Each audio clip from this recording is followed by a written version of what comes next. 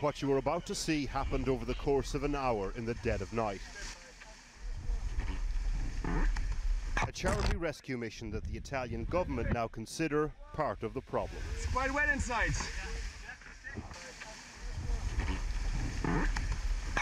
A week ago, 10,000 migrants were rescued in the Mediterranean. It's quite wet inside. Over just 3 days. With boatloads of them sinking all around, the rescue ship we're on resorts to putting people in an emergency raft. With no room on board the main German charity rescue boat Sea-Watch 2, the situation has become critical. So the raft is deployed to take on people who had almost drowned. Now it too is taking on water. And suddenly, mass movement becomes one moment of dark, claustrophobic terror.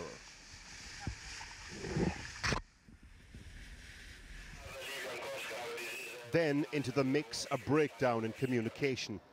On the ship's security camera, the stern full of migrants under foil emergency blankets, the raft being towed behind. Then, out of the darkness, the Libyan coastguard, guns drawn. They order us to stop, don't realise we have permission to be here. For a moment, nobody breathes. Except the captain, who calls the Italian Navy. Italian warship, the Sea-Watch, we have been ordered to stop. We have been ordered to stop.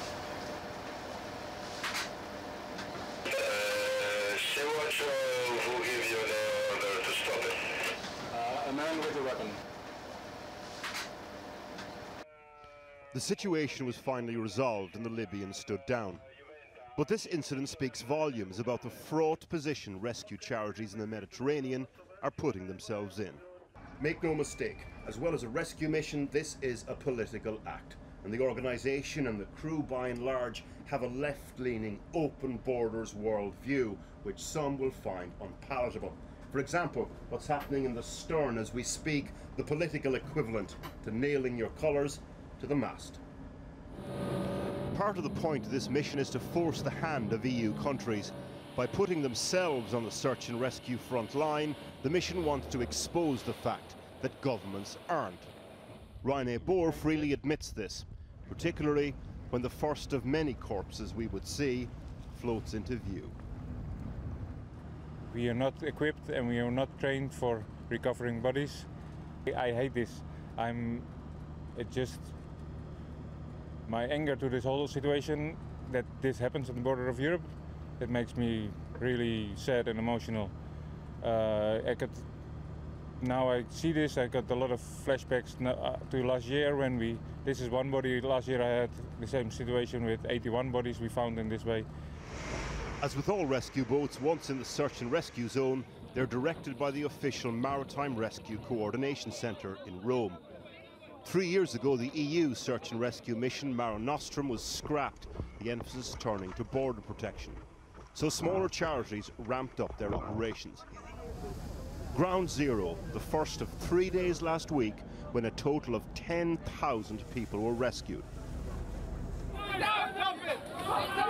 Sea-Watch picked up nearly 2,000.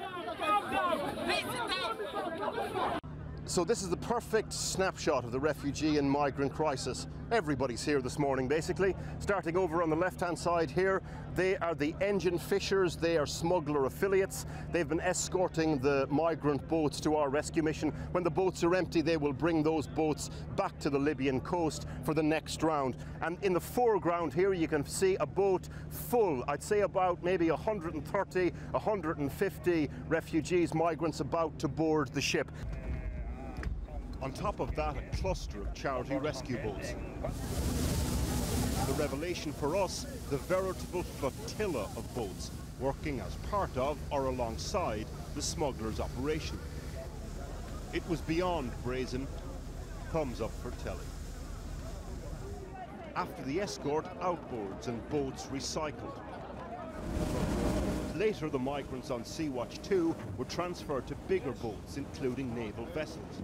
The Italians don't regard Libya as the nearest safe port, so they're brought to Italy. The question then for the charities. Are you a ferry service? We never ever disembarked in Italy, so we can't be a ferry service. Yeah. What we But do you're is- one leg of the ferry service journey, yeah? No. From rescue to big boat, from big boat to Sicily. No, we are saving people out at sea in international waters from drowning. This is what we do. We provide a safe place on our ship until MRCC does its job. Acknowledgement that part of this is about forcing the hands of governments by pressurising the official maritime coordinating body, the MRCC. It's a maritime rescue coordination center, so this is their job, whether we are out there or not. What we do is saving lives at sea. That's all. There's no evidence available to suggest that the presence of these NGO boats has created an increased pull factor any more than before. There is research suggesting the opposite. And an Italian prosecutor has gone a step further, claiming some NGOs are colluding with the smugglers. But we could not find evidence to support that. There aren't many moments of clarity out here. One though, people would keep coming whether rescue missions were there or not. Which would mean more of this. Remembering one of the many bodies they came across.